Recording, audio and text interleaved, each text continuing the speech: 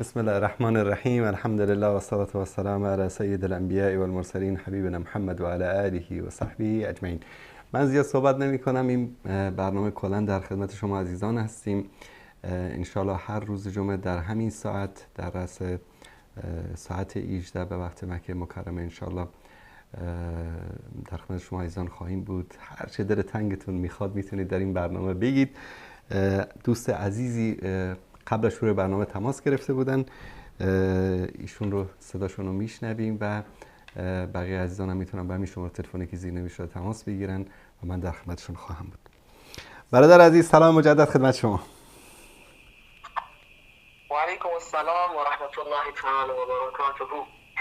الله عرض خالص. میکنم خدمت تمامی عزیزانی که در این بحث مباشر هم صدای بنده رو میشنون یا بعداً خواهند شنید. السلام علیکم و رحمت الله تعالی و برکاته. علیکم السلام و رحمت الله و برکاته. بله دوست عزیز، در خدمت شما هستم. شما فرمودید که شیعه بودید هدایت شدید. میشه در این مورد صحبت بکنید درباره هدایتتون چی سبب شد؟ بله چشم. اعوذ بالله السمیع العلیم من الشیطان اللعین الرجیم. بسم الله الرحمن الرحیم. الحمد لله رب العالمین و صلی الله علی محمد و علی آله و صحبه اجمعین. عرض بشود که خب همونطوری که شما هم فرمودید و درست هم فرمودید، بنده سابقا شیعه بودم. بله. و خب عللش خیلی حالا اینجور بذارید بگم که توی خانواده‌ای که بزرگ شدم کاملا مذهبی شیعی، درست. پیرو ولایت، خلاصه هم ولایت فقیه هم ولایت علی، یعنی هر دوتا هم ولایت این. آره. بعد آره بر خلاصه البته اینها میگن ولایت علی خامنه‌ای در طول ولایت علی ابن ابی طالب هست رضی الله عنه. بله. خب حالا کاری نداریم. خلاصه این که ما بزرگ شدیم و بالاخره چیزهایی هم آموختیم بالاخره و بر این منهج بودیم تا اینکه بالاخره کسی که خدا واسش خیر بخواد سبب هدایت رو هم در جلوی پاش قرار میده. درست. ما الحمدلله با این شبکه‌های توحیدی آشنا شدیم و مطالعه کتب، یعنی اینجور نبود که فقط اکتفا به کتب به شبکه‌های ماهواره‌ای باشه یا مثلا صرفاً این باشه که بخوایم بگیم خب فقط صرفاً بیننده باشیم. یک کتابخوان هم بودیم، یک محقق و باحث هم سعی کرده بودیم باشیم در حد خودمون و اینگونه شد که من دیگه فهمیدم که دیگه بعضی چیزها رو آدم نمیتونه مثلا بپذیره. بدایتا بحث از غدیر خم شروع شد که معانی مولا به چه صورت هست، قرائنی که در این حدیث آمده خب دلالت بر مودت و دوستی میکنه. بعد شروع شد قضیه توحید مخصوصا توحید الوهیت که بحث دعا استغاثه هست، بسیار مهمه که آقا شما اگر که چون بالاخره خودتون میدونید خیلی به نام اهل سنت خیلی ها هستن، قبوری و صوفی هم هستن. بله. کم نیستن. کمایی که ما داشتیم کسانی از چاه در اومدن یعنی از چاله در اومدن به چاه افتادن مجددا، یعنی خیلی تفاوتی نکردن. قبلا مثلا شیعه بودن الان شدن صوفی، بازم تفاوت خیلی چند، یا مثلا شیعه بودن شدن اشعری شدن ماتریدی، خیلی باز خیلی تفاوت چندانی یا برعکس بوده صوفی بودن شدن شیعه مثلا. قلیلا ما اتفاق میفته، ولی بعضی از این صوفی هستن خیلی همچین تفاوتی با اثناعشریه ندارن. من با یکی از این بریلوی ها صحبت میکردم، باورتون نمیشه، این خندم داشت میگفت که آقا جان به شیعه نگید سیره زاده. گفتم واسه چی؟ گفت آقا شیعه مذهب پنجم اهل سنته. گفتم بله. چیزی شما مصرف کردی؟ میرفت به خودم میرفت سر این به اصطلاح سر قبر اقدابشون. خب شیعه ها وقتی میرن سر قبر سوره فاتحه الکتاب و سوره اخلاص رو میخوند. اینم دقیقا داشت همین کارو میکرد. اما جی تو سنی از خدا وکیلی اصلا بر من غیر قابل باور بود. سنی اثناعشری. آفرین دقیقا سنی اثناعشری. این بعد جالب بود این که بعد شما شاید باورتون نشه توی ایران ایشون یه حوزه علمی هم دستشه. درست. این مکافاته. یعنی شما فکرشو بکن، این شخص به عنوان یک عالم داره شناخته میشه، درست. مردم بهش رجوع میکنن، تا سوال فقهی میخوان بپرسن، زکاتی بخوان بدن یا حالا هر چیز دیگه. درست. اینو میخواستن حالا به عنوان منشأ، حالا مثلا که توی جاهای مثلا مناطق ایران، ترکمن صحرا یا مثلا بلوچستان خیلی حالت تحقیقی ندارن، بیشتر حالت تقلیدی دارن. چون اکثرا هم صوفی هن، یا صوفی به اصطلاح بریلوی هستن، یا در بهترین حالت دیوبندی های، یا دیگه بهترین حالتشون دیوبندی های مماتی هستن، مثل درست. هم طرف بلوچستان، طرف مولانا عبدالحق. خب این بالاخره خیلی چیزه تا مثلا بخوان یک سلفی غیر مقلد باشن دیگه. اونا که مثلا من و شما نیستن که غیر مقلد باشن، بگن آقا جان ما تقلید نمی‌کنیم در این هر فتوایی که میپرسیم آقا با دلیل از شرع باشه، این چیه اون چیه. درسته؟ اینجوری که نیستن، اکثرا عوامن. خب این خیلی دردناکه، خیلی دردناکه. حالا فکر کن یه نفر از شیعه مثلا بیاد اینا ببینه، میگه آقا مثلا من می‌خوام فرض سنی بشم، خب از شیعه با این شیعه که بوده چه فرقی کرده؟ استغاثه که میکنن به غیر الله، مقلدم که هستن، اون بدعت ها و چیزهای دیگه هم دارن متاسفانه. خب این چه فایده داره برای طرف؟ یا مثلا یعنی خیلی باز تفاوتی نمیکنه، نه توحید درست شد، نه فقه درست شد، نه عقیدت. خب این دیگه چی دیگه، خسارت دنیا و آخرت. بنابراین بازم خیلی مهمه که از این قضیه که آدم در میاد، از این تشیع که آدم باش خداحافظی میکنه، باز دوباره منهج صحیح رو پیدا بکنه. چون به نام اهل سنت خیلی اومدن مطالب رو مثلا غالب کردن به اهل سنت. مثل اینکه بعضیا ادعا میکنن میگن ما سواد اعظم هستیم و سواد اعظم هم اشاعره و ماتریدیه هستن و اینها، این اعزایی که اینجور حرف میزنن بالاخره. درست. مثلا بکنم در کنفرانس چچن هم یک سال بود، اصلا اینها برای خودشون آمدن یک چیز گرفتن، یک مجمع گرفتن، گفتن آقا اثری هم جز اینها نیستن، اصلا جز اهل سنت نیستن، اینا جز خوارجن، اینا تکفیری اینجورن اونجورن. چند سال قبل در چچن گرفتن. خب حالا اینها بالاخره باید آدم خیلی مواظب باشه که دوباره از این راه منحرف نشه. این خیلی مهمه. کاملا. زنده باشید برادر عزیز، استفاده کردیم. چه فرقی، گرچه بینندگان زیادی دارن تماس میگیرن، اما وقتی من صدای موحدین و مهتدین رو میشنم واقعا یعنی کیف میکنم، چون شما انسانهایی هستید که قهرمانان توحید، کسانی که این طلسم‌های خرافات و خزعبلات رو شکستید و یعنی نمونه هایی هستید از آنچه که الله سبحانه و تعالی میگه انک لا تهدی من احببت ولکن الله یهدی من یشاء. شما بندگان محبوب الهی هستید که الله متعال شما رو به این راه هدایت کرده. صحیح میفرمایید، درست است. خدا حفظتون کنه. شاید که لایق این چیزهایی هم که خداوند متعال حالا بالاخره ما رو که هدایت کرد، ان شاء الله که در این راه هم ثابت قدم بمونیم و جمعی موحدین. آمین. اللهم آمین. واقعا همین که واقعا ان شاء الله که لایقش باشیم، ان شاء الله که لایقش باشیم. آمین. سلامت باشید برادر عزیز. الله متعال حفظتون کنه. سلامت باشید. فقط جناب استاد یک نکته خیلی کوتاه پایانی، اگر که قصد ارتباط گرفتن با شما داشته باشم، همین شماره تماس در واتساپ یا بله همین شماره، بله خارج از برنامه شما در همین شماره پیام بگذارید، ان شاء الله حتما من با شما تماس خواهم گرفت. صحیح. جزاکم الله و جزاء المحسنین. بسیار حیاکم الله. سلامت باشید. حیاکم الله و السلام علیکم و رحمت الله و برکاته. تشکر میکنم از این برادر عزیز و گرامی. تماس بعدی رو میگیریم. بله سلام علیکم، بفرمایید. السلام علیکم. علیکم السلام و رحمت الله و برکاته. علیکم السلام و رحمت الله و برکاته. استاد اولا خب من خیلی خوشحالم که با شما در تماس برای اولین بار برابر شدم. خیلی خوشحالم. سلامت باشید خواهر گرامی، الله متعال حفظ کنه شما رو. ببخشید استاد، من یک سوال داشتم. من خیلی ناراحتم استاد، خیلی، چون من بنده ایم که همیشه هر کارم به رضای الله می باشد. من هر قدمی که در زندگیم میگیرم الله را مد نظر و رسول الله صلی الله علیه و سلم را مد نظر گرفته من یک کار را میکنم. از عروسی من استاد 12 سال میشه. من بسیار امرای پدر شوهر و مادر شوهرم بسیار عزت و رسپکت و احترام برایشان داشتم همیشه استاد. درست. ولی انسان به یک نقطه میرسه استاد که بودی مغز جواب میده، یعنی میگی نه نمیتونم، از این بالاتر من نمیتونم. درست.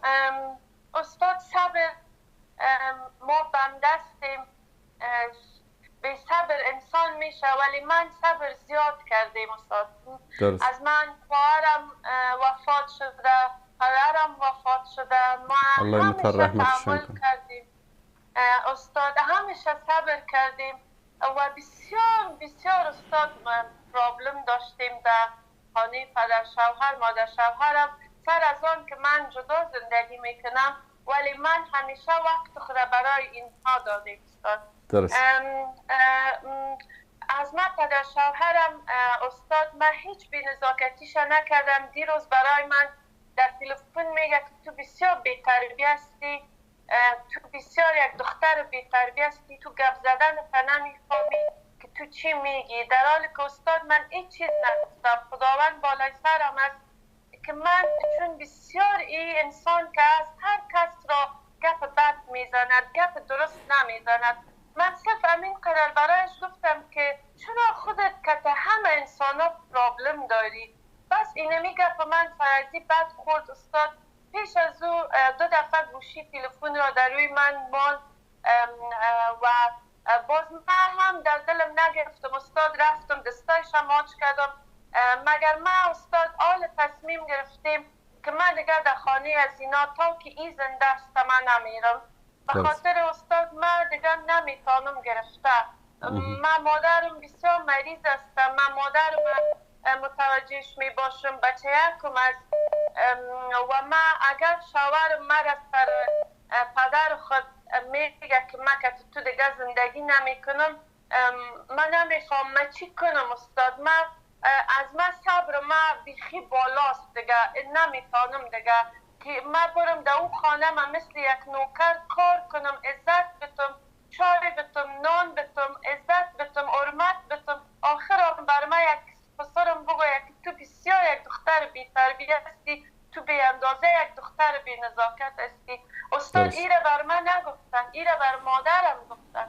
درست. یعنی که مادر خواهر گرامی خیلی عذر میخوام، یعنی کل مشکل شما این است که اونها با شما رفتار بد میکنن، همین رفتار بد بسیار وقتی که زبانش واز میشه استاد بسیار سخنای ناراحت کننده میزنه، نه تنها من را، خانم ایوارم را همچنان استاد.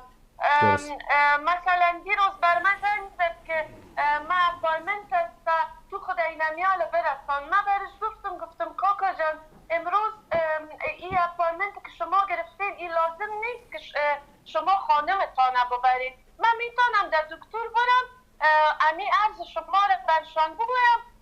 استاد یک دفعه بر من میگه که تو از خود گپ میزنی، ایت دیگه کار ما را نکو، تشکر، گوشی تلفن را برایم گذاشت استاد. پس من اینقدر زنگ میزنم که ببینین کاکا جان من مطلبم آن چیز نیست که شما فکر میکنید. گفت من که تو دختر بی تربیه هیچ گپ نزد. درست. باشه در این مورد در این مورد من مختصر صحبت میکنم. ببینید من متوجه مشکل شما شدم. ببینید اول این رو یک نکته رو باید ما واضح و آشکار بگیم که زن مکلف نیست که خدمت پدر و مادر شوهرش را بکند. همچین وظیفه‌ای در دین مبین اسلام برای یک زنی که به ازدواج یک مرد در میآید در نظر گرفته نشه. این نه حکم شرعی است، نه حکم فقهی است، نه علما این رو گفتن. اگر یک زنی از باب احسان، از باب نیکی، از باب بر، فداکاری، ایثار خدمت پدر و مادر شوهرش را بکند، این برایش اجر و پاداش است. این احسان است که در مقابل این احسانش باید شوهرش و پدر و مادر شوهرش ممنون احسان او باشند.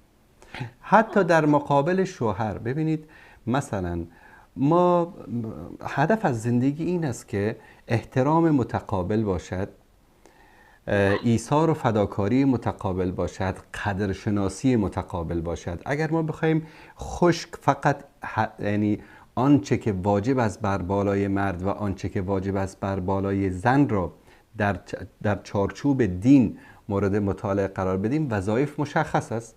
به طور مثال وظیفه یک مرد نسبت به همسرش این است که برای او سرپناه یعنی خانه آماده کند، برای او غذا آماده کند، برای او لباس آماده بکند و نیازهای او را برآورده نماید. درست؟ برای یک زن وظیفه‌اش این است که خواسته های مشروع شوهرش را استجابت بکند، قبول بکند و آبروی او را، خانه او را، مال و دارایی او را حفظ بکند. این وظیفه زن است. ببینید حتی غذا پختن وظیفه زن نیست، حتی شیر دادن بچه وظیفه زن نیست، یعنی وظیفه شرعیش نیست. میتواند یک زن بگوید که بابا من بچه تو رو شیر نمیدم، برو برای شیر خوش میخری، براش دایه میگیری، هر کاری میکنی بکن. میتواند بگوید که من برای تو غذا نمیپزم، این جزء وظیفه شرعی من نیست. تو میتوانی خادم بگیری، خدمتکار بگیری، برای غذا بپزه. آنچه که در چارچوب شریعت تعریف شده این است. ولکن الان مثلا شما بیاید به شوهرتان بگید که والله وظیفه من نیست که برای تو غذا بپزم، خب شوهرتون هم میگه که خب وظیفه من نیست که برای تو طلا بخرم، میتونه این حرفو بزنه. وظیفه من نیست که تو رو به پارک ببرم، وظیفه من نیست که برای تو مثلا برای هر عروسی و مجلسی که میری لباس بخرم. یک سری وظایف در چارچوب شریعت مشخص شده. بقیه اینها ایثار، فداکاری، عشق، محبت، صفا، صمیمیت بین زن و شوهر است که اینها در مقابل هم دیگه انجام میدن و از اون اجر و پاداش میبرن. مثلا وقتی که یک زن در خانه خود غذا میپزد و برای شوهرش که از کار برگشته میگذارد، در مقابل این کارش اجر و پاداش میگیرد.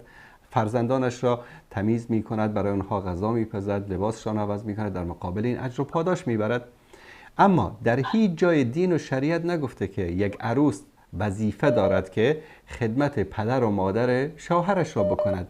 متاسفانه این فرهنگ میشه گفت غلطه در افغانستان و در بعضی مناطق در ایران، در تاجیکستان، در اینجا معمول است که به عروس به دید یک کنیز میبینن. فکر میکنن که عروس را که در خانه آوردن این دیگه هست نوکر به اصطلاح زرخرید پدر شوهر، مادر شوهر، برادر شوهر، خواهر شوهر، کل کار یعنی در حقیقت در بعضی جوامع متاسفانه زن نمیارن به خانه، عروس نمیارن، کنیز میارن.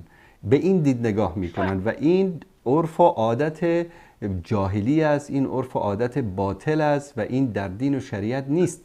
یعنی شما مجبور خدمت پدر و مادر شوهرتان نیستین الا از باب این که احسان بکنید. اما خواهر گرامی، وقتی که اونها مثلا شاید پیر باشن، عمرشان زیاد باشه، وقتی میان در جای عصبانی میشن، حرف بدی به شما میزنن، ببینید شما میتونید بگید که خداوند با حرف خوب، ادفع بالتی هی احسن، قرآن این رو میگه، ادفع بالتی هی احسن، تو با رویه خوب با آنها معامله بکن. اگر حرف بدی به شما زدن، شما صبر بکنید، اجر میبرید و اونا گناهکارن. این که بگید قطع ارتباط میکنیم، اینم شرعاً جایز نیست. ببینید وقتی که شما میگید که من قطع ارتباط میکنم، این میشه قطع صله رحم. قطع صله رحم در یکی از گناهان کبیره است که الله سبحانه و تعالی کسی که مرتکب این گناه بشه رو نمیبخشه. قطع صله رحم نکنید، در مقابل اذیت و آزارشان صبر بکنید و سعی کنید تا حد ممکن یعنی خودتان را دور نگه دارید، اما قطع مطلق صله رحم جایز نیست.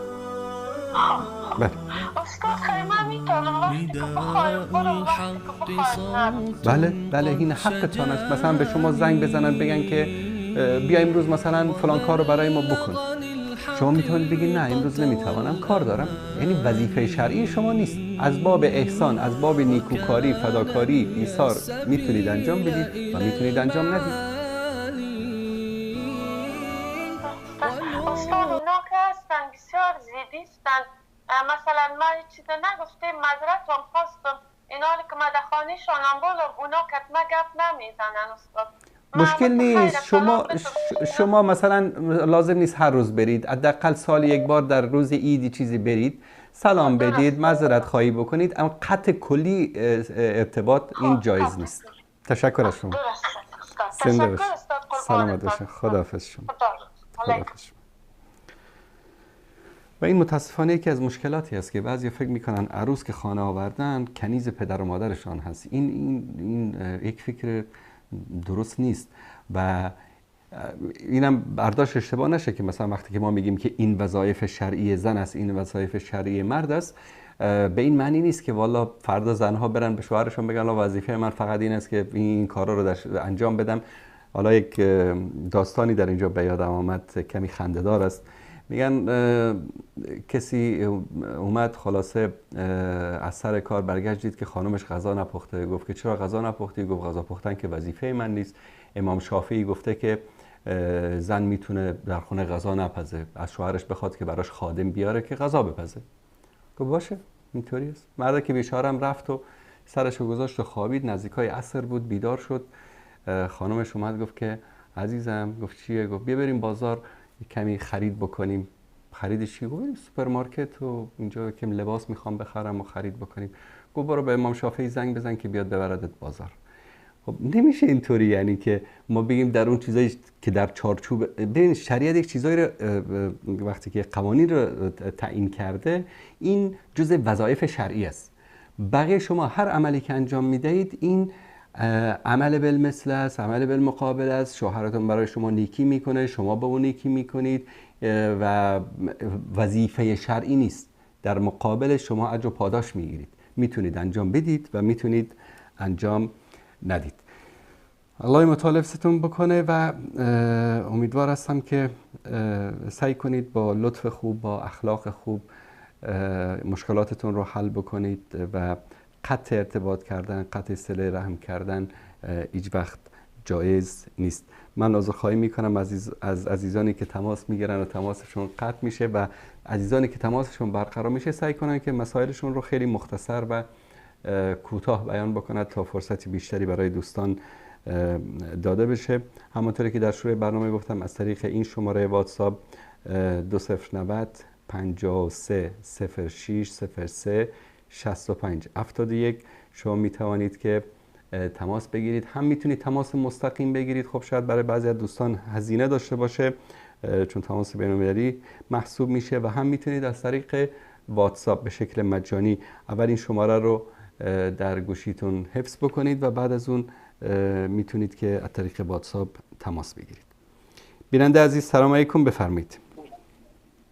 السلام علیکم و رحمت الله تعالی و برکاته. علیکم السلام و رحمت الله و برکاته. آقای انصاری عزیز خوبستی بخیر؟ سلامت باشید. الله متعال حفظتان کنه. زنده باشید. محمد شریف انصاری هستم از افغانستان. محمد شریف برادر عزیز بفرمایید. قربان شما آقای انصاری عزیز. فقط می‌خواستم که صدای شیرین شما را بشنوم. سلامت باشید. برنامه را تعقیب نکردم که موضوع برنامه چی است. فقط دیدم در فیسبوک به طور زنده بود. فقط می‌خواستم که صدای شیرین شما را بشنوم. خیلی وقت شد، چند سال شد که ما صدای شما را نشنیده بودیم. الله متعال حفظتان کنه. زنده باشید. سلامت باشید برادر عزیز. بزرگوارید.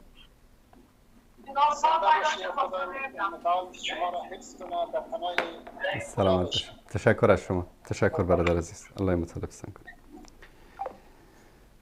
بله دوستان عزیز، ما عموماً به یاری الله متعال روزهای جمعه ساعت 6 وقت مکه مکرمه در خدمت شما عزیزان خواهیم بود از طریق این برنامه زنده و دوستان میتونن تماس بگیرن و صحبتایی که دوست داشته باشن رو مطرح کنن. بله سلام علیکم، بفرمایید. خوب هستی جناب آقای انصاری؟ وقتتون بخیر. سلامت باشید. ببخشید مزاحم اوقات شدم. جناب آقای انصاری، یک مطلبی برام سوال شده، چند وقت فکرم رو درگیر کرده و اون این که به طور کلی الان خدای اهل سنت دقیقاً کیه؟ اهل سنت چه کسی رو میپرستن؟ چه شخصی رو میپرستن؟ چون وقتی که ما رجوع میکنیم به کتاب آقای ابن تیمیه حرانی، ایشون توضیح میدن به سند صحیح از رسول خدا وارد شده که خدای اهل سنت یک جوان بیریش و موفرفریه. این با قرآن خیلی تناقض داره. این کفریات در کتب اهل سنت چجوری جمع میشه؟ میتونید که شما همین مطلب رو از کتاب ابن تیمیه بخونید برادر عزیز؟ بله چشم بین آقا. اجازه بدید.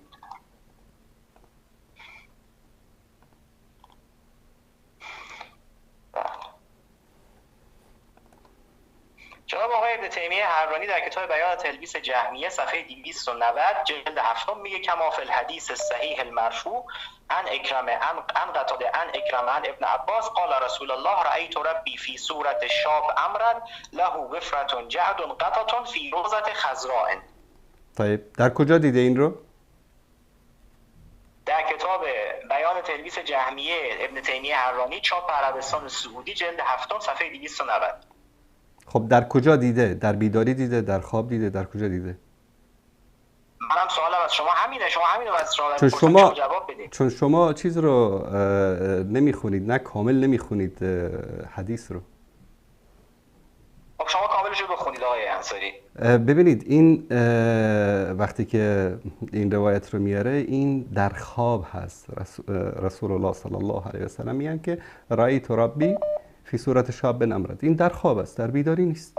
و خواب هیچ وقت این نه در حدیث است، این نه به اصطلاح روایتی است که اهل سنت به اون استناد کرده باشن که خداوند اینطوری است. این خواب است. خواب هیچ وقت به اصطلاح از خواب هیچ مطلب شرعی گرفته نمیشه.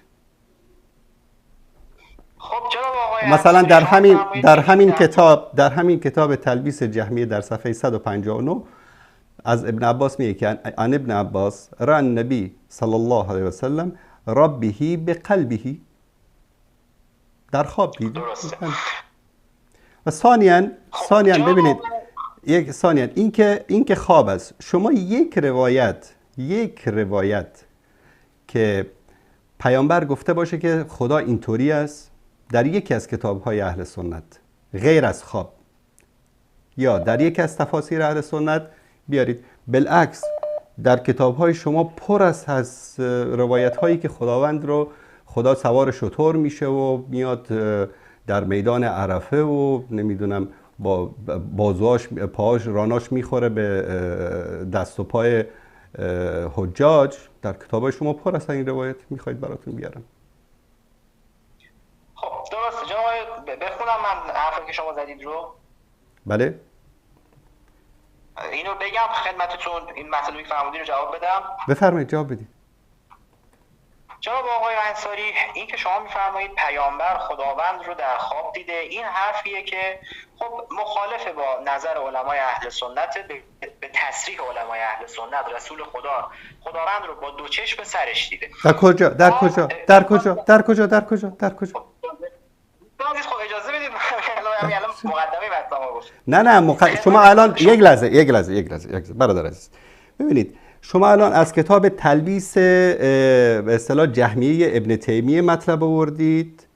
اول این رو عذرخواهی بکنید که مطلب رو اشتباه وانمود کردید. این خواب بوده و این روایتی که در بیداری باشه یا پیامبر خدا رو اینطوری وصف کرده باشه نیست.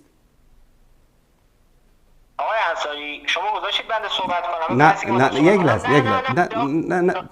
نه خواهش میکنم. ببین برادر، من از این بازیایی که شما بلدید من اینا رو همه رو من دیپلم دارم در این زمینه. خب من از آخوندهای بزرگ شما این تلبیسات و دروغاش دوست عزیز شما الان بیان تلبیس جهمیه این کتاب الان جلوی من باز هست. شما این حدیث رو آوردید گفتید که آقا این رو پیامبر دیده، در خواب دیده. اولا این اشتباهتون رو تصحیح بکنید که این خواب است. ثانیاً مطلب دیگری اگر شما دارید از یک کتاب دیگر، اسم کتاب، صفحه و جلد بگید، من باز میکنم از اونجا بیان بکنید. چشم. خب اجازه بدید. در کجای همین کتاب تلبیس جهمیه گفته که پیامبر خدا رو در بیداری دیده با دو چشم سر؟ چشم. جناب آقای انصاری کتاب بیان تلبیس جهمیه جلد 7 صفحه 391 بی خیریش شما میگه اول میاد روایات رو بررسی میکنه ابن تیمیه، بعد یک نتیجه میگیره. اول روایات عایشه رو میاره، بعد احادیث ابن عباس رو میاره، بعد میگه فعلم ان احادیث ابن عباس عنده فلیقظه. میگه اینطوریه که احادیث ابن عباس، احادیثی که ابن عباس قبول داره و من نقل کردم، ابن عباس اعتقادش اینه که این دیدار با خداوند در خواب بوده. و بعد هم آقای ابن تیمیه چی میگه؟ در آخر آقای ابن تیمیه نظر ابن عباس رو قبول میکنه. در کجا چی میگه؟ بخونید مطلب رو، بخونید مطلب رو، عربیشو بخونید، متن عربیشو بخونید. عربیش هم بخونیم. و هازا یه دقیقه اجازه بدید. بله. فعلم ان احادیث ابن عباس عنده فی الیقظه. خب و آقای ابن تیمیه میگه من نظر ابن عباس رو قبول میکنم. بخونید عربیشو بخونید بابا جان. نه اون که میگه در یقظه دیده اون دوست عزیز اون که میگه در یقظه دیده اون قضیه معراج است. خط بین دو موضوع نکنید. این که رأیت ربی علی صورت شهاب بن امرد این رو پیامبر در یقظه دیده. شما میپرید به جای دیگه. ببینید دوست عزیز ببینید دوست عزیز دو بار به اصطلاح روایت شده در مورد دیدن پیامبر. یکی که شب معراج دیده، ابن عباس میگه که بله پیامبر در شب معراج به عین مجردش دیده، حضرت عایشه میگه ندیده. این مسئله خلافی بوده بین صحابه. این ربطی به شاب به امرد و خواب پیامبر نداره که شما خلط بین دو موضوع میکنید. خجالت بکش دوست عزیز. چه دروغ میگید؟ چه دروغ میگید؟ چرا ربط دوست عزیز دروغ نگید. آقای محترم ابن عباس دوست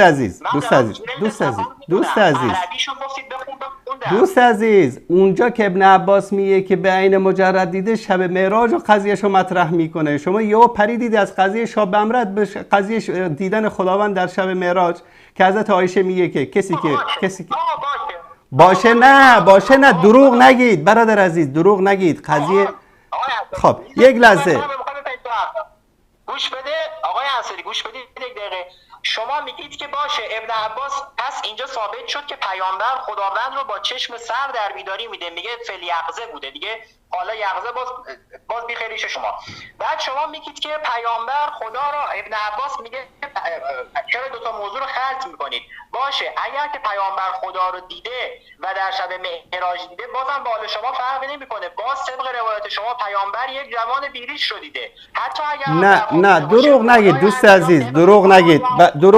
یک لحظه امین، یک لحظه به خاطر اینکه علمای اهل سنت گفتن در بیداری بوده و پیامبر با دو چشم بشم خدا رو دیده. یک لحظه همین متنی رو که شما خوندین فعلم ان احادیث ابن عباس عنده فی الیقظه، بالاشو بخونید لطفا. بالاشو بخونید، یک خط بالا بخونید. اجازه بدید براتون بیارم. فعلم ان احادیث ابن عباس یک خط بالاشو بخونید. باش بذارید براتون قشنگ صفحه کتاب بیارم.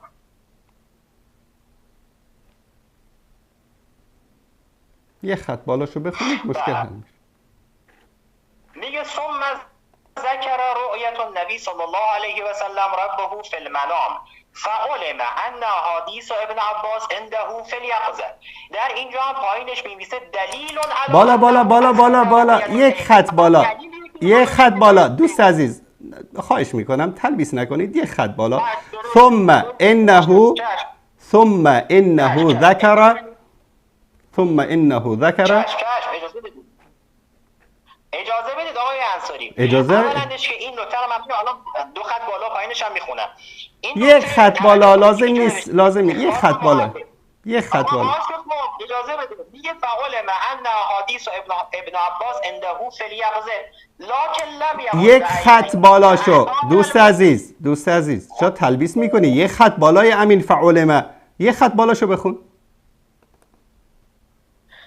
اعتمد ابن خزیمه فی تثبیت الرؤیا حیث قال لمحمد صلی الله علیه و سلم ثم انه ذکر رؤیت الله فی الاخره ثم ذکر رؤیت النبی ربه فی المنام فعلم ان احادیث ابن عباس عنده فی الیقظه لكن لم یقل بعینی فاحتاج المخطئ بهذا الآیه و جوابه بقوله ستر السماء. آیا تو آسمان رو ندیدی؟ قال بلا. قال فکلها ترى دلیل علی انه اثبت رؤیت العین. میگه اصلا این دلیلیه که پیامبر خدا رو به دو چشمش دیده خدا رو. الان هر چقدر ما بریم بالا به هیچ چیزی نمیرسیم. اون چیزی که شما نه خیلی خوبم میرسیم. شما فقط همین فعلمه رو یک خط بالاشو بخون. چرا نمیخونین رو؟ آقا یک صفحه قبلشو خوندم، یک خط بالا چیه؟ نه یک صفحه قبلشو نمیخوام. شما فقط یک خط بالاشو بخون. استغفرالله. یک خط بالاشو خوندم، یک صفحه قبلشو خوندم. الان شما وقتی که نمیخواید بخونید دوستان صفحه کامپیوتر منو نشون بدید. صفحه کامپیوتر آقا رو نشون بدید. دوستان 301 از این کتاب. این صفحه 301 دوستان، این صفحه 301 این صفحه 301 این صفحه 301 این خطی که این آقای دروغگو نمیخواد بخونه این است: ثم انه ذکر رؤیت الله فی الاخره. بعد از اون ایشان ذکر میکند دیدن خداوند را در آخرت. ثم ذکر رؤیت النبی صلی الله علیه و سلم ربه فی المنام. بعد از اون ذکر میکند رؤیت پیامبر صلی الله علیه و سلم پروردگار را در خواب. فعلم ان احادیث ابن عباس عنده فی الیقظه. فعلم ان احادیث ابن عباس عنده فی الیقظه لكن لم يقل بعینه فاحتاج المحتج بهذه الآیه. بلکه میگه احادیث ابن عباس که میگه در یقظه یعنی در شب معراج پیامبر خداوند رو در بیداری دیده، لکن لم یقل بعینه، نگفته که به چشم سر دیده یعنی وصف کرده باشه. فاحتاج المحتج بهذه الآیه. محتج و کسی احتجاج میکنه به این آیه ما کذب الفؤاد ما رها، یعنی ابن عباس میگه پیامبر با قلبش دیده، یعنی پیامبر آنچه که در فؤاد در عربی یعنی چی؟ یعنی قلب، دل. آنچه که قلب پیامبر رو آنچه که چرا این آیه، چرا این خط بالا رو نخوندی؟ چرا؟ یک لحظه چرا این خط بالا رو نخوندی؟ ثم انه ذکر رؤیت الله فی الاخره. چرا اینو نمیخونی؟ چرا نمیخونی این رو؟ چرا اینو نمیخونی؟ چرا خجالت نمیکشی تحریف میکنی؟ خجالت نمیکشی؟ آقای محترم من یک لحظه جوان بیریش موفرفریه از این ورا سرصدا. آقای محترم، دوست عزیز، خجالت بکش، شرم بکن، حیا بکن. بابا جان من میگم یک خط بالاشو بخون، صفحه 301 رو برات جلوی کامپیوتر آوردم. چه این خط؟ ثم انه ذکر رؤیت الله فی الاخره. ثم انه ذکر رؤیت الله فی الاخره. چرا این رو نمیخونی؟ باور کن 3 بار خوندم آقای انصاری. نخوندید. به جان مولانا عبدالقدوس دهقان 3 بار خوندم. به جان امام زمان، به جان مادر امام زمان، به جان آیشه که میاد رضای کبیره. ببین وقتی که میگه که وقتی که شاعر به تنگ آمد و خلاصه به جفنگ آمد، شما الان داری جفنگ میگی. خب دوست عزیز، آقای محترم من میگم یک خط بالاش رو بخون، شما نمیخونی. اما یک سوال، الان من از شما یک سوال میکنم. یک لحظه گوش کن. الان گوش کن. این بهارالانوار، دوستان عزیز، این بهارالانوار رو ببینید. صدات پایین است، صداتو بیننده نمیشنون. هر چی دوست داری داد بزن، باید گوش بکنی، اینو نگاه بکنی. این بهارالانوارشون از علامه بقر مجلسیشون در این کتاب اینجا میاد چی میگه؟ در صفحه 171 از ابا عبدالله امام جعفر صادق روایت است که ان الله لا یخاسر العبد المؤمن یوم القیامه. خداوند میاد بنده مؤمن رو در روز قیامت از باسنش بغل میکنه. والمؤمن یخاسر ربه یذکره ذنوبه. بنده هم از باسن پروردگارش میگیره و خلاصه گناهان خودش رو به یاد میاره. حالا من چه ارتباطی بین باسن بنده و باسن خدای شیعه است که گناهانش به یادش میاد؟ چون شاید این آخوندا به خاطر اینکه مشکل باسنی زیاد دارن، به خاطر در چی میخواید داد و بیداد بکن. من صداتو پایین آوردم به خاطر که دروغ گفتی، گفتم یه خط بالا رو بخوان، نخواندی. بیننده هم شاهد بودن که من آوردم اینجا نشون دادم. قال، بعد از اون امام جعفر صادق میگه که فوضع یده علی خاصرته. بعد چیکار میکنه؟ بعد این بنده، این شیعه به اصطلاح، دستشو رو باسن پروردگارش میگذاره. هاکذا یناجی الرجل منا اخاء فی الامر یسره الی. مثل که مردهای شیعه وقتی میخوان با هم دیگه به اصطلاح سر و اسرارشون رو بگن، باسنشون و دستاشون رو باسن هم دیگه میگذارن و خلاصه اسرارشون رو میگن. بابا جون این چه مزخرفات تو کتابای شما پره. این خدای شما میاد دستشو میذاره رو باسنتون، شما می دستتون میذاره رو باسن خدا. یعنی خجالت بکشید، شرم بکنید از این مزخرفاتی که در کتاباتون است. بعد میاد میگید. ثانیاً دوست عزیز، اینجا طرف شما محمد انصاریه. میدونی همه این خزعبلات و شبهاتی رو که شما میارید، همه اینا رو من تک تکش رو از کتاب‌های خودتون و از کتاب‌های خودمون اسکن شده تو کامپیوترم دارم. از اون خامنه ایتون تا اون کوچکترین آخوندتون در قم مرد است بیاد اینجا در هر موضوعی که میخواد مستند مناظره بکنه. تلبیس کرد اینطوری آبروت میره. و سلام.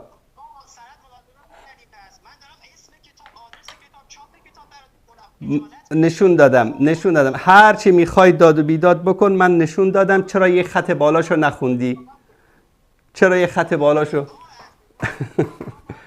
قسم بخور به جان مادر امام زمان، به جان امون کنیزک رومی، قسم بخور به جان اون که خوندی.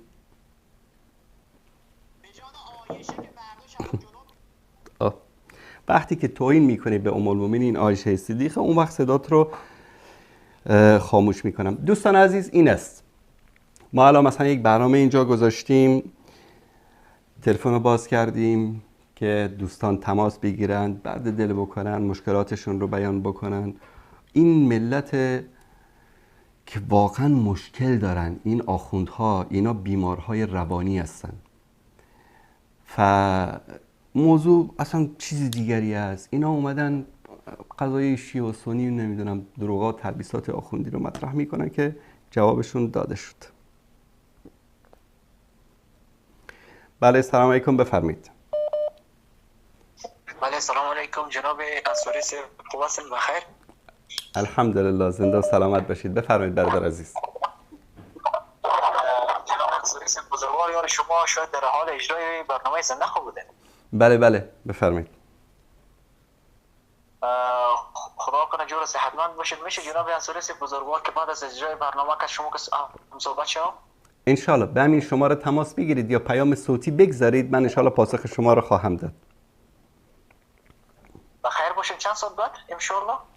یعنی حدود 20 دقیقه بعد تقریبا انشالله. خدا طول پیروز کامیابتون داشته باشه. بخیر باشید. سلامت باشید برادر عزیز. تشکر از شما. در مورد خب این تماس رو هم بگیریم از این بیننده گرامی. بله سلام علیکم، بفرمایید. سلام علیکم و رحمت الله و برکاته استاد محترم. علیکم السلام و رحمت الله و برکاته. استادان انشاءالله خوب هستین استاد محترم؟ زنده باشید. شما تین سال سلامتید؟ الحمدلله. سلام عرض میکنم با کل کارمندان شبکه وصال حق و برادر استاد علما مولانا عبدالقدوس دهقان و دیگر علمای عزیز اسلام. سلامت باشید. استاد محترم، میخواستم در باره همین شاگردان عبدالله ابن سبا یهودی کمی صحبت کنم. بفرمایید.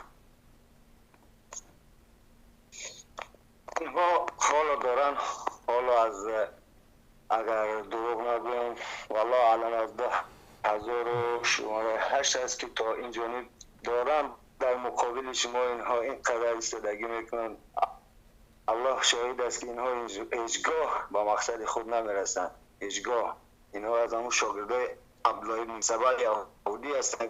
هر گاهی که حقیقت میخواهیم آنها برسونن، آنها قیام میکنن. برای چی اینها نمیخوان حقیقت رو قبول کنن؟ درست. الله متعال هدایتشون بکنه برادر. الله هدایت شو. اگر قابل هدایت نیست هر چیز اینها رو خار و زر و حق ذلیل شو. آمین. زنده باشید. سلامت باشید برادر. استاد محترم یک خواهش دیگر داشتم. بفرمایید. در حق شهید روی الله مولانا مجیب الرحمن انصاری به خود انتظار بودم که شما گوشه ما رو بردارید و ما خواهش داشتیم که شما دعای کنید در حق آنها و در حق خانواده آن شهید، در حق همه وارثان پیامبر. الله متعال جنت الفردوس نصیب ایشان و همه شهدای اسلام بکنه برادر است. آمین. زنده و سلامت باشید. ما خیلی از 2008 است که والله الان دنبال این برنامه شما هستیم و یکی از مخلصان شما هستیم. انشاءالله شب و روز در نمازها، در حتی که در نمازهای تراویح شب به قدر انشاءالله در حق همه شما ما دعا میکنیم انشاءالله. الله مطالب سان کنه. زنده و سلامت باشید برادر عزیز. زنده و سلامت باشید. الله زبان شما، الله مهربان زبان شما را گویا کنه آمین. و خون شما را زیاد کنه و شاگردان شما را الله مهربان در این راه زیادتر بگردانه. سلامت باشید برادر عزیز. سلامت باشید. تشکر از شما. یک پیام داشتیم با این برادرها انشاءالله که در بین این شیعه ها هستن انسان‌های خوب و خوب میشید که اینها حقیقت را برای اینها میگفتن و در گفتی سخنهای پیامبر صلی الله علیه و سلم که میگه هیچگاه باید از حقیقت نگریزن، این الدین عند الله الاسلام، بهترین دین اسلام است و الله مهربان اینها را میگوید. ما میخونن همین چیز را، حقیقت را از حقیقت میگریزن. میگه که وقل جاء الحق و زهق الباطل ان الباطل کان زهوقا. هر دوی که محمد انصاری حقیقت امور انشاءالله این باطلا نیست میشود، اینا خودشون میدونن و اینا رو مجبور میکنن سبیل این قزوینی و دیگری الله یاری و دیگریش. درست. که اینا خودشون رو دوران شرمنده میکنن. درست. الله این رو نیست کنن. سلامت باشید برادر عزیز. الله مطال شما را حفظ کنه. تشکر از تماس شما. در حق ما دعا گو باشید انشاءالله. ما در الله مطال حفظتان کنه. مسافرت هستیم انشاءالله که شب و روز در دعا هستیم. الله مطال حفظتان کنه. زنده و سلامت باشید برادر عزیز. السلام علیکم و رحمت الله. السلام و رحمت الله و برکاته. زنده باشید. دوستان تصویر کامپیوتر من را دارید؟ بله. من انشاءالله تماس عزیزان را خواهم گرفت. اون تا چند مورد رو اینجا عجلتاً بیان میکنم در مورد، چون شما این موضوع رو باز کردید. والله من نمیخواستم تو این برنامه اصلا در این مورد مسائل اختلافی صحبت بکنم. مادامی که یک آخوند، بچه آخوندی میاد و توهین میکنه با المؤمنین عایشه صدیقه رضی الله عنها، وقتی که دروغش، تلبیسش، خیانتش افشا میشه، دیگه من مجبورم، چون این باب رو شما باز کردید، دیگه تحمل بکنید. این کتاب هست، کتاب نور البراهین. این هم صفحه دوم این کتاب از سید نعمت الله موسوی جزایری و این هم شناسنامه‌اش که جامعه مدرسین حوزه علمیه قم این رو چاپ کرده و این را هم در اینجا در صفحه 309 در اینجا میاد چی میگه؟ قال المغیر ابن سعید ان الله على صورت رجل من نور. الله به صورت یک مردی هست از نور. علی رأس تاج و در سرش تاج هست. و قلبه منبع الحکمه و قلبش منبع حکمت است. قالوا المراد بالامانه في قول الله تعالى ان عرضنا الامانه هي خلافت علی علیه السلام، که این خلافت علی علیه السلام است. و الانسان هو ابو بکر، انسان که در اینجا ذکر شده ابو بکر است. بعد از این دیگه شروع میکنه به توهین به ابو بکر و عمر و بقیه اصحاب رسول الله صلی الله علیه و سلم. شما هستید که مجسمه هستید. حالا یک روایتی پیامبر در خواب دید، ابن تیمیه میگه این روایت رو در اینجا بیان تلبیس جهمی، این کتابی که ذکر میکنن، میاد این رو رد میکنه.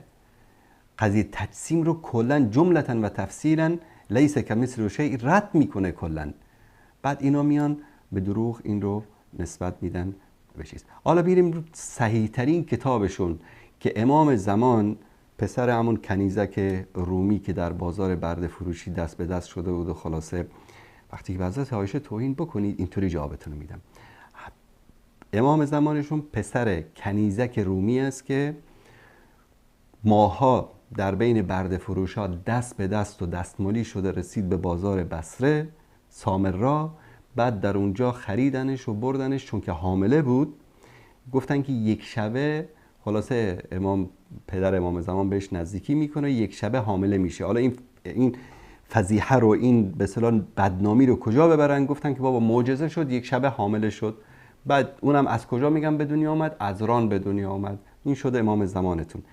وقتی که با ام المؤمنین عایشه توهین میکنید اینطوری جوابتون رو خواهم داد. شما باز کردید فمن اعتدى علیکم فاعتدوا علیه بمثل ما اعتدى علیکم. توهین به ام المؤمنین کردی، ما که ام المؤمنین پاک است، مبرأ است من فوق 7 سماوات. قرآن کریم سوره نور تا قیامت دلالت بر پاکی ام المؤمنین عایشه صدیقه است. اما تو برای پاکی مادر امام زمان بیار یک دلیل. خودتون در کتابای خودتون آوردید. من بارها نشوندم کتاب مجلسی است که تو بازار برده فروشی دست به دست شده بود و خلاصه وای پرده عفتم دریده شد. مگر این مادر امام زمان نبود که داد میزد نرگس خانم تو بازار سامرا؟ این بیارم از کتاباتون. توهین نکنید به حضرت عایشه، والله توهین بکنید چیزایی دارم از کتاباتون که اینجا دیگه از حرف زدن پشیمانتون میکنم. این کتاب اصول کافی است. همین امام زمان یعنی پسر همون کنیزک رومی اومد امضا کرد که این کتاب که الکافی کافین لشیعتنا، این کافی برای شیعیان ما کافی است. این صفحه اولش، این صفحه دومش و اینم روایات. یکی یکی براتون میخونم. در صفحه 60 حدیث 271 دخلنا على ابي الحسن الرضا فحكينا له ان محمدا رحى ربي في صورة شاب موفق في سن ابناء 30 سنة وقلنا ان هشام بن سالم وصاحب الطاق والميثمي يقولون انه اجوف الى السرة وبقية سمد. میگه که رفتیم پیش ابوالحسن الرضا، گفتیم که محمد خدای خود را در صورت به شکل یک جوانی دیده، جوان رسیده‌ای که در سن 30 سالگی بوده و گفتیم که هشام بن سالم. حالا این هشام بن سالم کی است؟ یکی از راویان مشهور شیعه است. و صاحب طاق هم یکی از راویان مشهور شیعه است و المیثمی هم یکی از راویان مشهور شیعه است که میگن که این خدا که است تا نافش خالی است.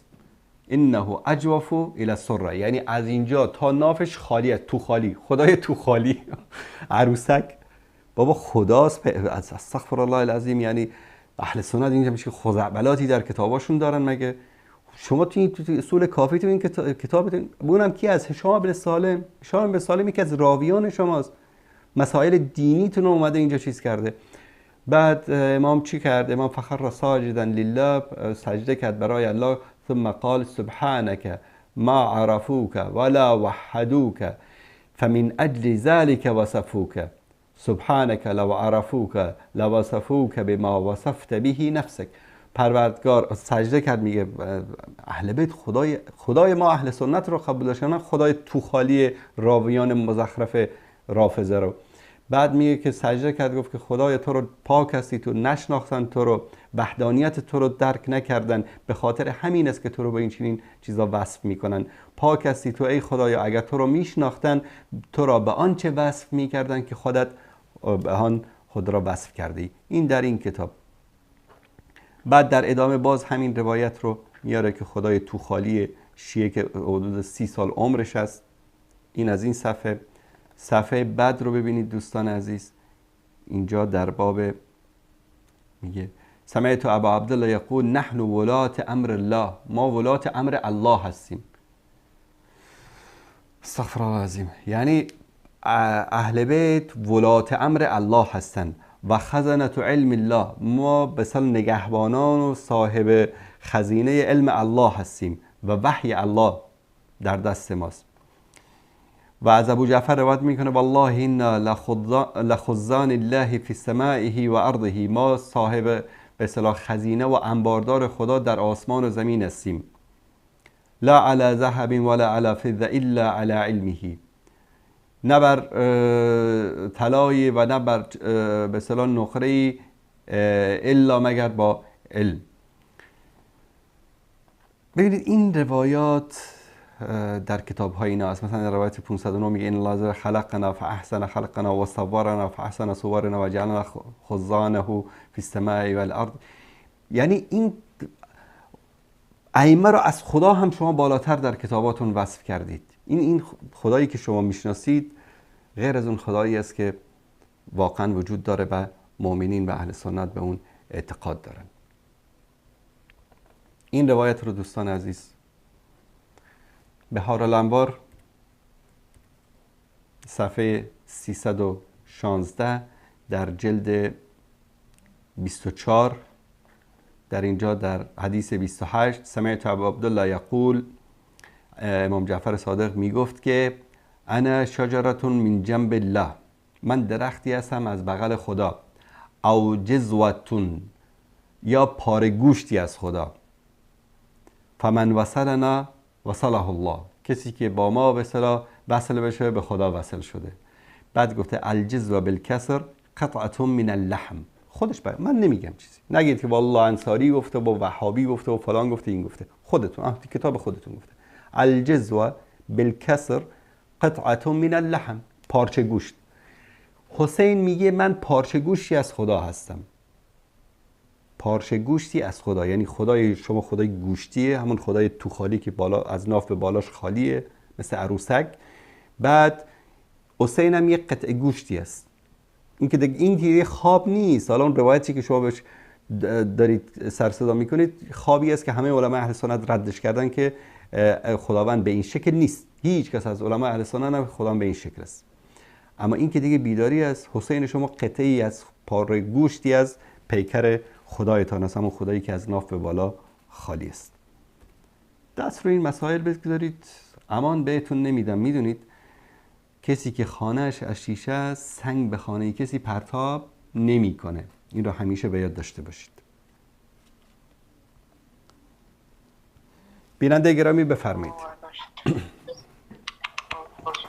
بله سلام علیکم. علیکم السلام و رحمت الله و برکاته. استاد محترم خوب هستین شما؟ سلامت باشید، الله مطالب استان کنه. بفرمایید. استاد محترم همی درباره گرچه برنامه‌تان دیگه باران نیست، میخواستم چند کلمه بگویم درباره هم تکفیری ها. بله. استاد همی صفحه المسلمون فارسی را المسلمون پشتو را جور کرده، مثلا علما را تکفیر میکنن، ذاکر نایک و علمای دیگر را تکفیر میکنن. این یک برنامه که شما میساختی شبهات همیار رد میکردید، بسیار از جوانا از همین طریق گمراه شدن دیگه. درست. من در این مورد برنامه هایی داشتم. دوستان اگر که لینک های این برنامه رو در کامنت بگذارن شما می توانید که لینک ها رو بگیرید ببینید. چندین برنامه در مورد قضیه تکفیر داشتم و اینا صفاتشون رو رسول الله صلی الله علیه و سلم بیان کردن. ببینید هر موقعی که دیدید یک دعوتگری به نام دعوتگر، یک عالمی به نام عالم، یک مسلمانی به نام مسلمان، حالا سفر الموحدون مانده باشه، هر مسلمون مانده باشه، به فارسی باشه، به پشتو باشه، هر کسی رو دیدید که با مسلمان ها دشمنی میکنه، با علما و دعوتگران راستین مسلمان دشمنی میکنه و با کفار کاری نداره، بدانید که این خارجی است. یکی از صفات خوارج. رسول الله صلی الله علیه و سلم میفرمان که یقتلون اهل الایمان و یترکون اهل الاوثان. صفت خارجی تکفیری چی است؟ که اهل ایمان را میکشن و اهل شرک و بت پرستی را رها میکنن. ببینید تکفیریا در افغانستان مولوی مجیب الرحمن انصاری رو کشتن. مگر کافر بود؟ یهودی بود؟ نصرانی بود؟ بت پرست بود؟ رافضی بود؟ خدمت به کی کردن؟ به یهود و نصارا کردن. ببینید امروز چقدر دعوتگرا، چقدر علما مبشر مسلمی ها رو کشتن. همین تکفیری ها و خوارج رو دیدید که کدام آخوند شیعه رو کشته باشن؟ همین تکفیری ها و خوارج رو دیدید که باشه کدام یهودی و نصرانی رو کشته باشن؟ در عراق مسلمان کشی، در عراق مسلمان کشی، در لبنان مسلمان کشی، در افغانستان مسلمان کشی. اینا که دشمنیشون الان ببینید در پیش اینها من بدتر از یهود و نصارا هستم و همه علما و دعوتگران راستینی که در راه دین خدمت میکنن در پیش اینها مرتد هستن، قتلشان واجب است. این ببینید سبحان الله، این صفت رو پیامبر بیان کردن که در آخر الزمان قومی هستند که میکشن اهل ایمان را و رها میکنن کفار را. صفتشان رو دارید میبینید، همین هست. شما برید وارد صفات اینا بشید، یک مطلب در مورد بایدن و در مورد سران کفر مثلا در صفاتشون میبینید؟ نه. هر چه هست در مورد ذاکر نایک چون خدمت میکنه به اسلام برای او صحبت میکنن، برای علما، برای دعوتگران راستین اینا صحبت میکنن. این صفتشان است. استاد یک برنامه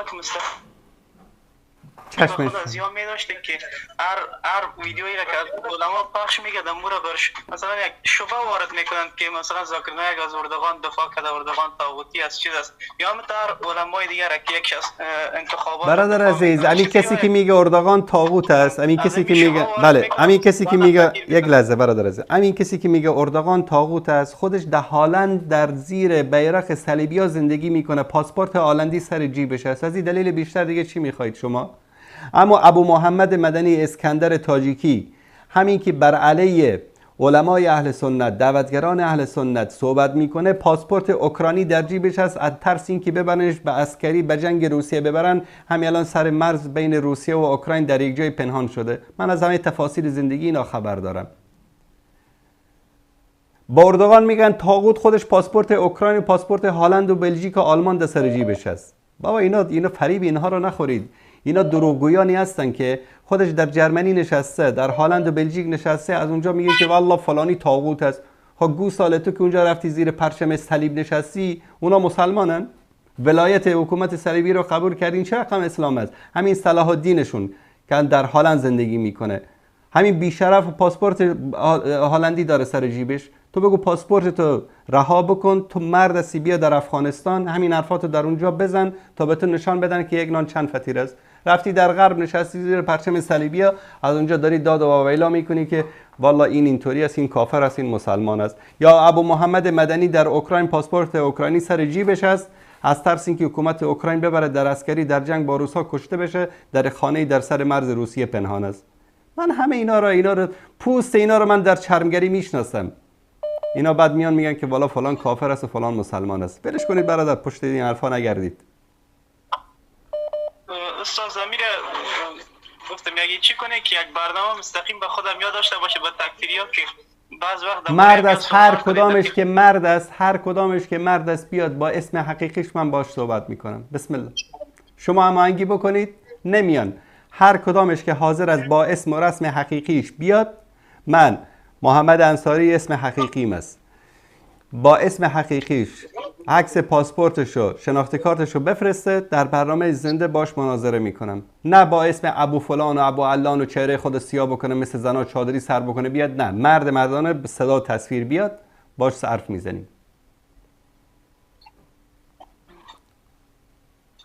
صحبت دیگری دارید برادر؟ بخیر باشین استاد. سلامت باشید، زنده باشید. تشکر از شما.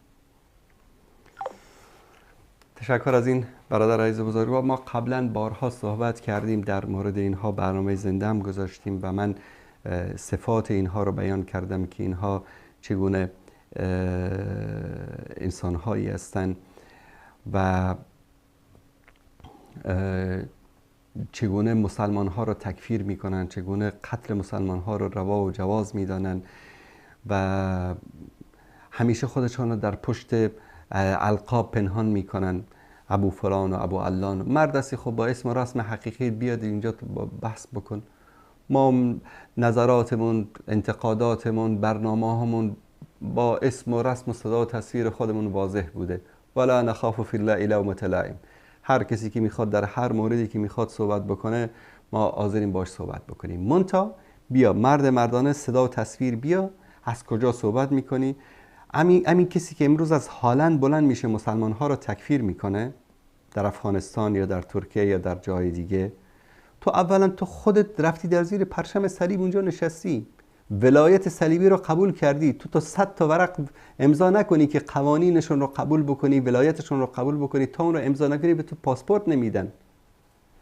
دوستان عزیز، جوانان مسلمان بیدار شوید. اینایی که امروز به نام نمیدونم المسلمون و الموحدون و الفلان و این داعش مایش و اینا همه پروژه های استخبارات غربی هستن، فقط به خاطر از بین بردن مسلمانان.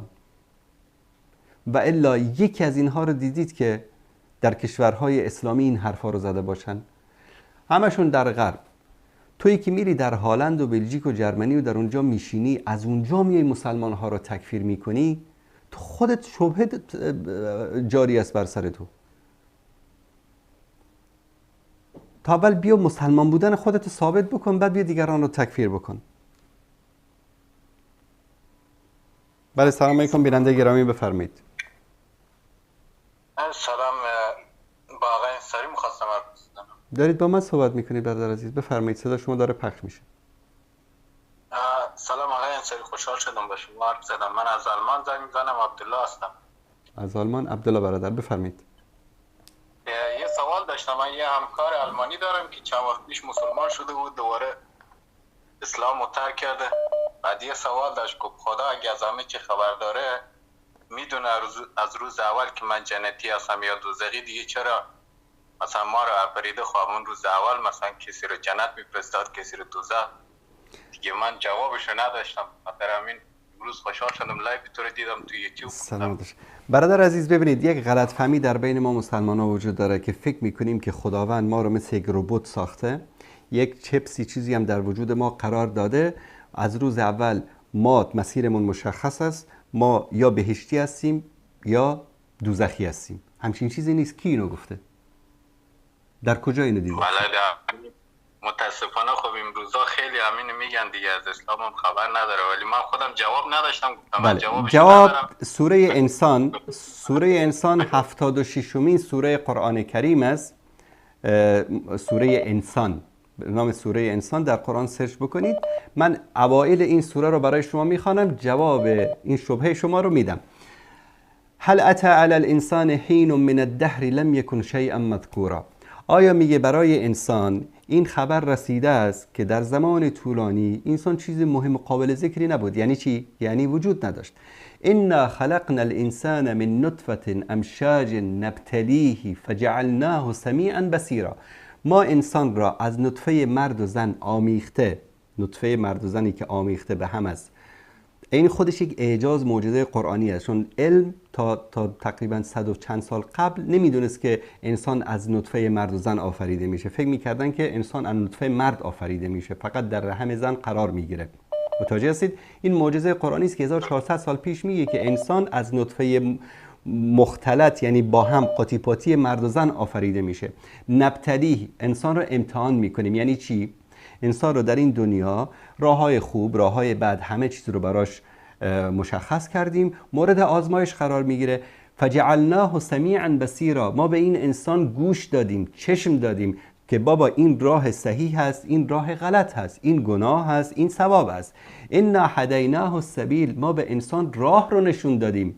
راه رو توسط چی نشون دادیم؟ توسط قرآن، توسط حدیث، توسط علما که راه درست و راه خراب رو بیان میکند. اما شاکران و اما کفورا. یا این انسان شکرگزار میشه، بنده خوب میشه، راه درست رو انتخاب میکنه، میره به طرف بهشت، یا که بنده کفرگزار میشه، گناهکار میشه، راه بد رو انتخاب میکنه، میره به طرف جهنم. بعد میگه وقتی که به طرف جهنم رفت، انا اعتدنا للکافرین سلاسل و اغلالا و سعیرا. ما برای کفار غل و زنجیر و جهنم را آماده کردیم. ان الابرار یشربون من کأس کان مزاجها کافورا. و برای انسانهای خوب ما نوشیدنی های گوارا رو در بهشت که طعم آن طعم کافور است آماده کردیم. ببینید برادر عزیز، این نیست که خداوند ما را مثل یک ربات آماده کرده، مثل کامپیوتر، ربات کامپیوتری که خلاص در این دنیا بیاییم یک سری چیزا رو طبق خواست خدا انجام بدیم، بعدش هم خدا میدونسته که ما آخر جهنمی هستیم، یا اصلا خداوند اینطور تنظیم کرده که ما آخر جهنمی باشیم یا آخر بهشتی باشیم. همچین چیزی نیست. خداوند به ما عقل داده، شعور داده، چشم داده، گوش داده، دست داده، پا داده، به ما اختیار داده، این راه خوب، این راه بد. اما میبخشید، خدا چطور میدونسته؟ ببینید این نکته مهم است که خلط موضوع میکنن متاسفانه. خداوند با علم غیبش میدونسته قبل از خلقت ما که ما کدام راه رو انتخاب میکنیم، به کجا منتهی میشیم. یعنی چی؟ یعنی کل این دنیایی که ما داریم در اون زندگی میکنیم، ولله مثل الاعلی، این مثال به شما میزنم، مانند یک فیلمی است که شما در سینما میری این فیلم رو نگاه میکنی، از اینکه سر بچه فیلم چه اتفاقی میفته خبر نیستی. درست است یا نه؟ اما کارگردانی که این فیلم رو درست کرده خبر داره که در آخر چه اتفاق میفته. چرا خبر داره؟ چون که فیلم رو درست کرده. درست؟ بچه فیلم و دختر فیلم به اصطلاح اینها بر اساس یک سناریوی از پیش تعیین شده دارن بازی میکنن. درسته؟ اما برای من تو انسان خداوند سناریوی از پیش تعیین نکرده که ما رو مجبور به اجرای اون بکنه.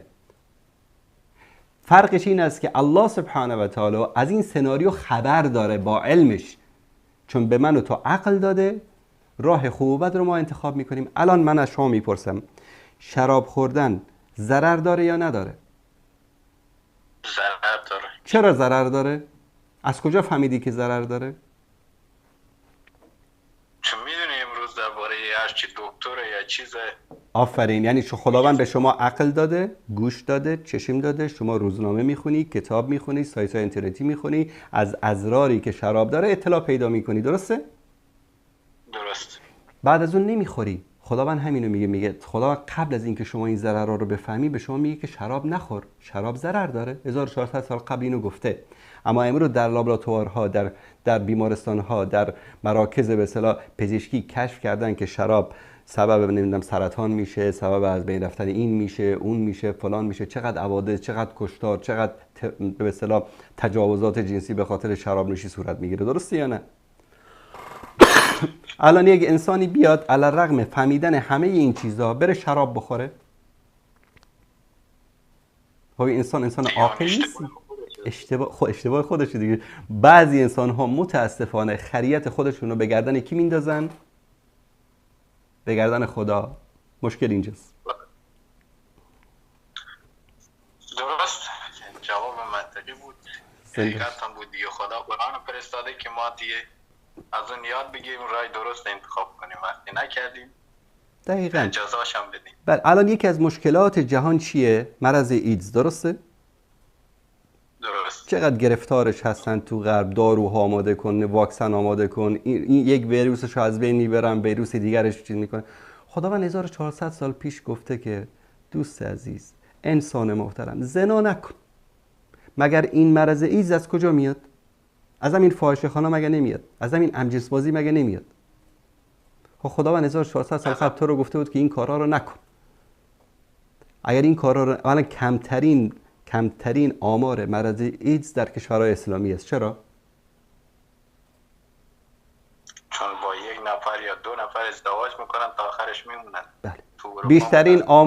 بیشترین آمار ایدز و امراض جنسی در کجاست؟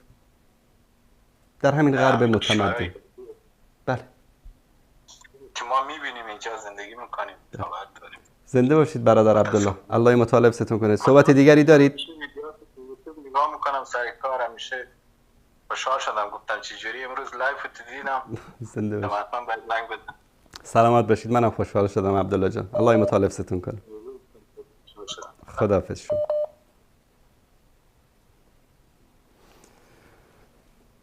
خب این تماس رو هم بگیریم. بیننده گرامی سلام علیکم، بفرمایید. سلام علیکم و رحمت الله. علیکم السلام و رحمت الله و برکاته. برادر انصاری الله حفظت کنه. نمیدونم چی گپ زنم. من فقط نامرتون خواستم که یکم بار قطعا صحبت نکنم. از تاجیکستان هستم. انشالله همش ما در زنگ میزنم برادر محترم. شما همون عمری هستن که هیچ یا مانند شیطان از شما میگریزن. الله حفظ کنه. زنده باشید برادر عزیز. الله مطال شما را حفظ بکنه. تشکر از لطف شما. سلامت باشید. سلام و رحمت الله و برکاته.